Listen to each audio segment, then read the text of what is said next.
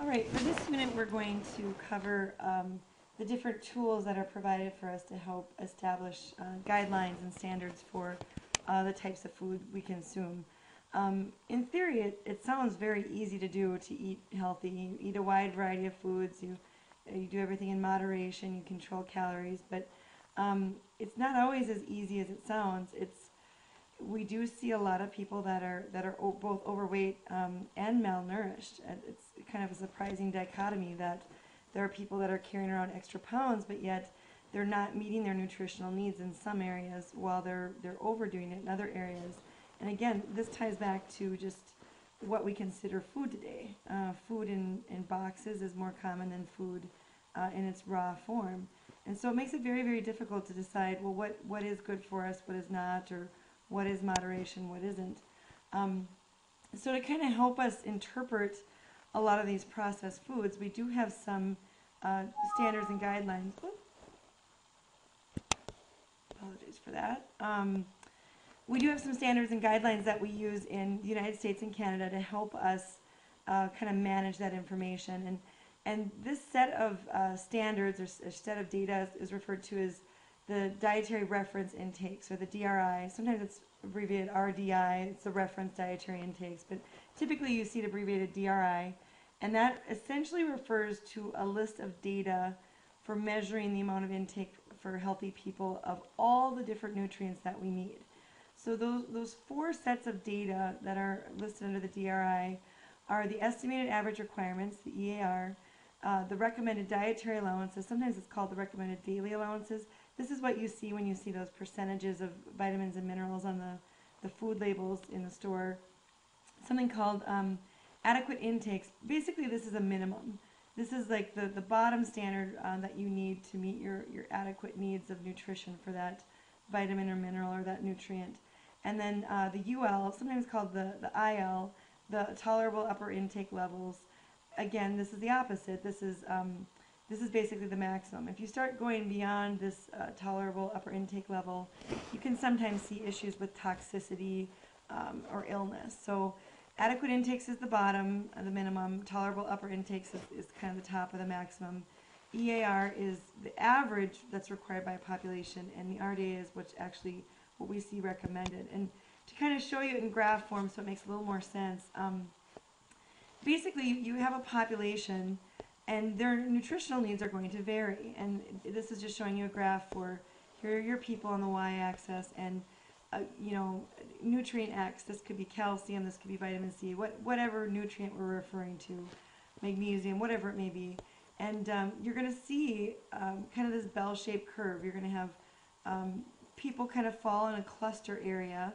Most people are going to fall in the same general area, but there'll be some outliers. There'll be some people that don't need as much, or some people that need a little bit more depending on their metabolisms, their genetics, their environment, and so forth. So the EAR is really just that middle red line that you see there. That's the estimated average requirement for the population. So if you hit that, essentially half the people in the population are getting what they need, but there's still half the population that's a little short. So what they do on food labels, when you look at vitamin and mineral content, is they print the RDA. The RDA is setting this value high enough so that we cover about 97 to 98 of the population needs. So there's a few outliers here. You can see that maybe 1 or 2% of the population out here isn't getting their needs met by that RDA. But I can tell you that most of these people that are out here, they know they're out there. These are your Michael Phelpses of the world. These are your professional athletes. These are your Olympic trainers. Or they're people that have a health condition. They know they don't absorb calcium very well, or they know they have some sort of genetic predisposition to iron deficiency anemia. So they know that they need extras of those areas. If they've been getting good medical care, they've diagnosed that and seen that. So again, for the average person in the population, the RDA is going to cover them. They're going to be definitely covered under this bell curve, and those few little outliers, they know they're there and that they probably need a little bit more of this nutrient. And again, this is just a chart that gives a little bit more specific definition to what I had just gone over. Daily value, which we'll talk about a little bit more here, that's what we see on on the food label, and I'll get into that in a little bit more in just a second. But just to kind of summarize the DRI, so the DRI committee has established a set of values for every vitamin, every mineral, carbohydrates, fiber, lipids, proteins, water, even energy. So there's an established criteria for all of these nutrients, and again, in those 4 areas, the EAR, the bottom, the top, and the RDA, for all those nutrients. And then they also have separate recommendation lists for men, women, if you're pregnant, lactating, children, infants, and then by specific age range. That's a crazy amount of information. I would never expect anyone to memorize that. I don't have it memorized. Even the best nutritionists don't know these by heart. I mean, just imagine the data tables that contain all of that information for those 4 subcategories of nutrition for all these different groups of people. It would be just impossible to memorize all that, and really truly a waste of time. If you understand what calcium is and what it does and how the body uses it, you'll know that pregnant women need more of it. You can always go as a nutritionist, as a dietitian, and look up exactly how much more that they need. So I would never expect you to memorize any of that. I just want you to be aware of it. At this level of nutrition, you should just know that this data does exist and you can find it on multiple government websites. And of course, you can't print all that on a food label. So what the government has used is what I mentioned earlier is the daily value, or the DV. That's what we see printed on the food labels, basing it on a 2,000 calorie diet, and then they use the RDAs for the vitamins and minerals to meet those nutritional needs for 98% of the population. So again, the daily values, the DV, is basically a measurement that reflects the needs of what they consider an average person, or somebody who eats or needs approximately 2,000 calories a day. So the DV is based on a 2,000 calorie a day diet. So you can see already there's challenges with that, because people vary from this. Some people need more money, or more calories than others, depending on their lifestyle choices, their age, their gender, and so forth. But it does have its advantages in that, again, it gives a good estimation that most people can use. Everyone knows it's based on a 2,000 calorie diet, and it also allows for ideal comparisons among foods. I know that if I'm comparing the reduced calorie cookies to the regular cookies, that the percentages that I'm comparing are both based on the same 2,000 calorie a day diet. So there is an advantage in that it's universal among all of our food labeling. As far as the DRI setting energy requirements, and we talk a little bit more about physical activity and energy later on, but just to give you a sense of how they establish this, they really keep this limited.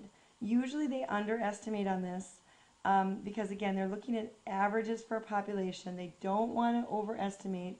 Basically, they're just looking at the amount of food energy needed just to support basic life, because overestimating this can cause excess energy to be stored as excess weight, and there's a lot of associated diseases with that. So the EER is not a very generous guideline to use, and there are some other ways to estimate your EER a little bit more accurately, and we'll talk about that in another unit later on. There is a lot of data out there on how much you should exercise, types of exercises you should do. It's really, really hard to weed through. Even for me, I see so many conflicting things just amongst different nutritional textbooks. So I kind of try to filter it for you a little bit here to see what are some of the general consensus of the different medical groups, of the different nutritionists. And this is, in general, what I found. Most places or most professionals will recommend at least 30 minutes of physical activity every day. Any sort of physical activity, any type of physical movement, whether it be aerobic, weightlifting, stretching, cardio, whatever it may be, 30 minutes a day is a minimum. And to encourage weight loss and get other health benefits, increasing lean muscle mass, increasing heart efficiency, you really need about 60 minutes of moderate activity each day to try and meet some specific health needs. Of course, exercise at a comfortable level doesn't mean it shouldn't be strenuous, but you don't want to cause pain. You don't want to tear muscles. You don't want to hurt your joints. You don't want to hyperextend any knees or elbows. And of course, like I mentioned, a variety of activities: aerobics, weights, weight-bearing exercise, flexibility exercises, low-impact exercises. All of those things work your muscles in different ways. Involving cardio is important to work your heart. Your heart's a muscle. Just like any other muscle, it needs to be exercised. So these are some good standards by which to base your physical activity regimen. This being said, even if you don't exercise at all, and I mean at all, you go from work to school to sit in your car to laying on your couch, there are a lot of studies out there that show even if you can just get a 10-minute walk in every day, the contributions to your overall health and fitness are phenomenal. So if you're not doing anything, doing something even, getting on the floor and doing 20 push-ups and 20 sit-ups every day, every little bit helps. So any physical activity you do is a positive thing, but this is kind of a good guideline for what the recommendations say. So how do you get enough of the nutrients you need without consuming too much food? Well, one thing to look at is what we refer to as nutrient density. And to define nutrient density, it's basically the idea of how much nutrition are you consuming per unit calorie of food. When you eat a bowl of ice cream, when you eat a Snickers bar, when you eat a Big Mac, you are getting nutrition, no doubt about it. When you eat a Big Mac, there are nutritious components to that food. Again, how nutritious it is a level of interpretation, and that ties into nutrient density. A Big Mac has a lot of calories, so even though you're getting some important protein, iron, some calcium, there are some nutrients in that food. For the number of calories you consume, it's not a very nutrient dense food.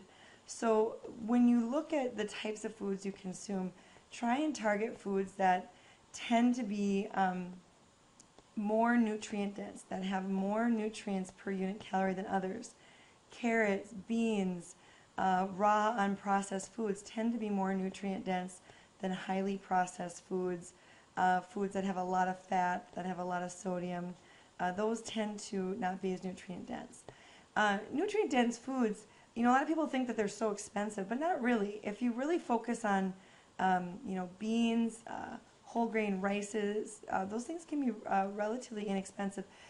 Just fruits and vegetables that are in season, those things can be relatively inexpensive when compared to fast food. But the drawback is they typically take more time to prepare. They take a little bit more of a thought process. But if it means your health, in the long term, the consequences will be better. So just like I said, those culprits that you're going to see that are more nutrient dense are going to be those fruits and vegetables, those whole grains. If you consume milk and dairy products, try and target the low fat, the fat-free products more. Anything that's less processed, the better. Anything that's been hasn't had any added sugars, hasn't had any added sodium, that's going to be more nutrient dense. Vegetables, try and stick towards the dark green leafy vegetables, the orange vegetables, legumes. Legumes are beans, kidney beans or lima beans. Much more nutrient dense than other foods such as the highly processed foods. Refined grains, juices, sodas, highly processed fatty meats, pork that have saturated fat, the non-lean hamburgers, those types of things tend to not be as nutrient dense. Again, not that they don't have nutrition, but they're not as nutrient dense as some of these other foods are. And well, why is this important? Well, the thing is if you focus on eating highly nutrient dense foods, you can meet your nutritional needs potentially before you actually meet your caloric needs for the day. And so the better you eat, the more nutrient dense foods you eat, the more what we say discretionary calories you have left over. Discretionary calories, by definition, again, are the difference in the number of calories you need to maintain weight and those you need to supply nutrients. So if you eat very nutrient-dense foods, you might meet your nutrition needs for the day, but before you actually meet your calorie needs for the day. So if you did really well for that day and ate really healthy, you can have that little bowl of ice cream after dinner, or you can have that Snicker bar or something like that without gaining weight. So, or if you're trying to lose weight, eating really healthy and then skipping those discretionary calories will help you lose that weight. If you consume more discretionary calories than you need, if you start getting up into the 2,500 range on this chart, again, without any compensating exercise, you're going to gain weight. So consuming too many discretionary calories will result in weight gain. If you consume fewer than you need to maintain your weight, you will lose weight. And again, that's all assuming that your exercise level stays the same. You can consume an extra 1,000 calories every day if you want to, but if you're not compensating with the equal amount of exercise, you will eventually put on weight. And so always remember, calories in, calories out. If you're not burning those calories, they got to go somewhere and you'll store them as fat. You'll see some differences. Some people say, well, I didn't gain weight right away, or I've noticed that I've kind of yo-yoed. You know, there are issues with metabolism. There are issues with water retention that can skew how this looks initially. But in the end, the number of calories that you consume need to be the number of calories that you use. Otherwise, you will store it. Where do you fit in? Again, I show some charts, but I don't expect you to memorize any of this. This is not going to be on some test. I just have it because I think it gives you a good sense of how, depending what your gender is, your activity level, your age, you can see there's quite a wide variety of calorie intake and portion sizes here, depending on who you are. So here, a woman who is relatively inactive or sedentary, as we say, only 1,600 calories a day on average. Whereas if you're a young, active male, men always have all that nice lean muscle, which is highly metabolically expensive, which is great for burning calories. You're young and lean and fit and active, and you're male. You've got a lot more calories to play with here. So you can see there's quite the range depending on who you are and what stage of life you're in. And of course, what doesn't help with all of this is that our serving sizes are just colossal compared to what they used to be. So it's very hard to keep track of what we're consuming. I'm going to date myself here, but when I was a kid, uphill both ways in the snow, walking to school, I was that poor kid who never had soda in the house. A soda pop was a treat. To get a can of Coke was a special thing. Maybe once a week we'd get one, and I had to share it with my siblings, and there were 4 of us. So you can imagine getting a 12-ounce or a 10-ounce Coke bottle split 4 ways is only a couple swigs of cola if you're lucky. Today, there's, free refills. There's, unfettered access to the fountain machines at a McDonald's, the convenience store, the movie theaters. And it's a staple. It's basically part of our consumption to have soda pop as beverages instead of water or milk. So you see differences in portion sizes. You see unfettered access to many of these things. And here this just demonstrates, the changes that we've seen in portion sizes. What used to be considered, a medium fry is now the kid size today. So portion sizes are going up, and unfortunately, as portion sizes have increased, so has our body weight. So if we can keep our portion sizes under control, that can contribute greatly to keeping our own portion sizes of our bodies down too. So a couple other things when looking at food labels to kind of help interpret them and understand what they all tell us. By law, a food label must include what's in the product, what is the product name, what is the name and the address of the manufacturer, the distributor, the packer, what are the net contents of that package, how many sticks of beef jerky are in the package, how many servings are in there, what's the weight of, how many ounces of pears are found in that package. And then, of course, the nutrient contents. And the nutrients facts label, what I mentioned, that has the daily values based on a 2,000 calorie diet. Some packages do have exception to this. If they're small enough, they can get a waiver to not have this. Or a lot of you notice when you're in the grocery store, well, wait a second, I just grabbed a bag of grapes and they didn't have any labels on them. Or I filled up a plastic bag with some apples and they didn't, tell me what they were. Well, somewhere in those produce section, whether it's on the bag or on the placard that labels it, it will say what the product is. It'll say Dole Fresh Apples. Look at those little labels on the bananas. It will say Dole. It will have a product information number. The placards will often say where it's from, or vending information. So even in the produce section, you can identify who the manufacturer is or where it came from and what the product is. But when you have those highly processed foods that go into packages, prearranged packages, as long as they're big enough, they will have that nutrition facts labels. And then finally, the ingredients. They have to list, especially if it's a processed food. You know, if you're in the produce section and you're putting apples in a bag, obviously, you know, the only ingredient in the bag is the apple. But if you're picking up a box of pasta, you don't know all what went into making that pasta. So those nutrition facts panels always have a list of ingredients. And remember that the ingredients are not listed in order of importance. They're not listed in order of vitamin content. They're not listed alphabetically. They're listed in descending order from what is of greatest abundance to what is least abundant. And this is very telling. Pay attention the next time you look at food labels. Lots of times you'll pick up something like apple juice and you'll look at it, and of course, you know, water's the first ingredient. But then the next most common ingredient is high fructose corn syrup, which is essentially just a refined sugar. There's more refined sugars in there than there is actually apple concentrate. So pay attention to those things.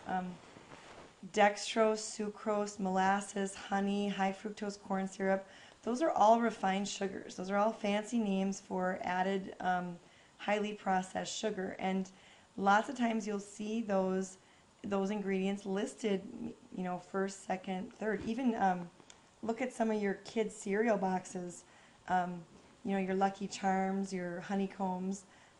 It's amazing. You'll see sugar essentially listed as sometimes the second or third, even the first ingredient. So pay attention to those ingredient lists because they'll give you a really good indication of what is the most common ingredient in there. Again, in descending order from greatest to least by predominance by weight.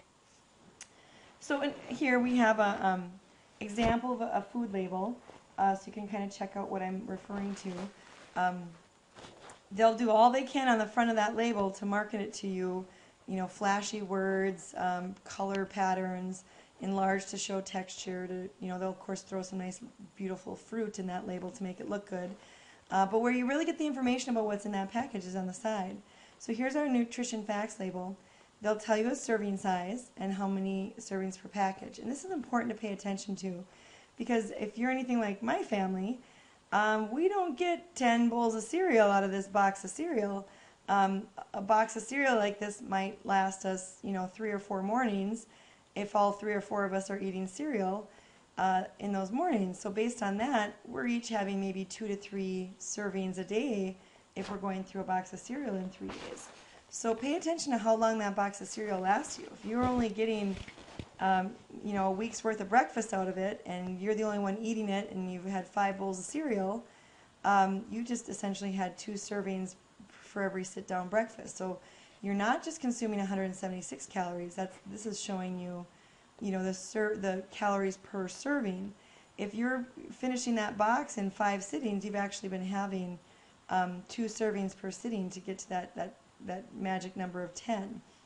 So this number here, 176, is telling you how many calories per serving, and there's 10 servings in the box. So if you consume that whole box, you've consumed 1,760 calories. You know, 176 times 10. This is a little trick, a market gimmick that sometimes you'll see manufacturers do. They'll say they've reduced the calories in the box, but maybe all they've done is really reduce the serving size. If they reduce the serving size down to a half a cup, well, sure, per serving, the calories per serving have decreased, but just because they've reduced the serving size, not necessarily because they've changed something in the ingredients. Again, the label will tell you how many calories from fat, and if you notice here it says 4 grams of fat. Well, remember, refer back, there are 9 kilocalories per gram of fat, so if you take 9 times 4, that's where you get this number 36 right here. Again, label that shows fat, cholesterol, sodium, total carbohydrates. Fiber and sugars, these are subcategories of carbohydrates. Both fiber and our sugars are types of carbohydrates. That's why you see them indented here. And again, if you do the math, if you take the 32 times 4, the 3 times 4, and then of course the 4 times 9, if you multiply all these grams of fat, carbohydrate, and protein by their respective kilocalorie per gram, do the math quick, you'll see you get to 176. Sometimes on food labels you don't get that number exactly. That can be because of rounding errors. Sometimes the actual fat might have been 4.4 grams. Sometimes they don't count the dietary fiber because we don't actually break down fiber for energy. So there are a couple, you do sometimes see this calorie number. Again, this is based on an average from when they did research to figure out, on average in a 3/4 cup, how many calories are we getting? They do that test several times and come up with an average number. So sometimes this might be off just slightly, but it's usually due to rounding errors. Again, this might be 32.3 grams. So sometimes you see this number come out a little different, but that's where they get that number of calories from adding the fat, the carbohydrates, and the proteins, all multiplied by the number of kilocalories per gram they have. And again, this percent daily value, the DV, is based on a 2,000 calorie diet. It even says so right down here in the label, and it tells you how that translates out into fat, sodium, cholesterol, and carbohydrates. So you would have to adjust these again if your diet is a little bit different. Oh, and even down here, look at this, they give you that information, how many calories per gram. Not all labels do this, but a lot do. And there are our ingredients listed. You can see whole oats, milled corn. Those are the most common ingredients. Some of these added in vitamins are the least common. Again, they don't account for very much of the mix in abundance, so they're down towards the end. But that indicates, you can see they've added those. Vitamin A, vitamin C, iron, those things have been added to this to make this food more nutritious, and that's why we call this not only a processed food, but an enriched or a fortified food. So, and again, my list over here just kind of summarizes what I said. So when you're looking at these food labels, like I mentioned, watch out for changing the serving size. That can be misleading as far as reducing the calories. Also watch out for things that say reduced calorie or fat-free. Some of them will say they're fat-free, and indeed they are. That's not a lie. But what they'll do is they'll just add more refined sugars. They want to keep that taste good so that you buy it. If you make something fat-free, it typically doesn't taste as good. So they'll add more refined sugars, and you'll actually see that the calorie difference may not have even changed at all. So I see this a lot with crackers and cookies in the store, where you compare a cookie or a cracker to its reduced fat counterpart, and the calorie difference sometimes is non-existent just because of the amount of sugars that have been added. So make sure you interpret all parts of that food label, because manufacturers are not doing anything illegal. They're trying to sell you a product, and they're being honest about it, but they're playing on the uneducated consumer. So it's up to you to be the educated consumer and recognize these marketing gimmicks that are being fed to you, so that you can be a better educated consumer with what's going on in the store. Phytochemicals. Phytochemicals are these things that we find in food, and a lot of you have heard of these things before, but maybe never heard them called phytochemicals before. Phytochemicals is really a broad term used to describe a group of compounds in food. They're biologically active compounds that are thought to help with boosting the immune system, confer good health, reduce chances of cardiovascular disease, on and on. There's lots of different really undefined benefits. We see these correlations between certain phytochemicals, but we haven't clearly defined the science behind it. So we don't really have any defined significant nutritional use or value to them. However, that doesn't make them unimportant. They are very important. We just haven't been able to say this phytochemical specifically causes this all the time. There's a little bit of a causation there, but right now we're still kind of in that correlation stage, so it's really, really hard to define, which is unfortunate, because we do know that there's benefits to eating foods in their raw, natural state when the phytochemicals have been less modified or taken away. But companies are now playing on that. They recognize the value of these nutrients, and they will often pitch their product with these. And again, it's just to go back, I don't have a lot of these listed, but Some of you have heard of tannins before, or flavonoids. A lot of you have maybe heard before chocolate has certain antioxidants. Those are a lot of antioxidants are considered phytochemicals. Some other examples, let's see. Lycopene, a lot of people have maybe heard of lycopene before. Lycopene is a compound found in tomatoes that is thought to help with reducing chances of cardiovascular disease, also with helping with eyesight.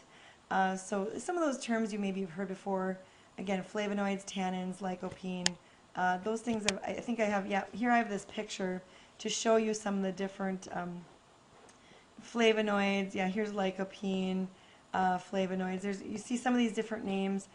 You know, a big one, blueberries, acacia berries. You've heard of a lot of these things on some of those popular shows, like the Dr. Oz shows and the Oprah shows. They'll do different food shows sometimes that talk about some of these different phytochemicals. Again, we know they're good for us. We know they're in our foods, but to define them specifically is still a little hard to do.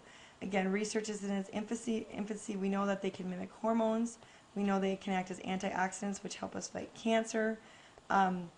So phytochemicals, they're good things. They're good things, but again, good science doesn't make statements without supporting it in empirical evidence. So there's insufficient evidence at this point to say exactly how these things improve our health, but we do know that diets high in these foods do confer good health. There are probably other reasons they confer good health, but phytochemicals are definitely part of that equation.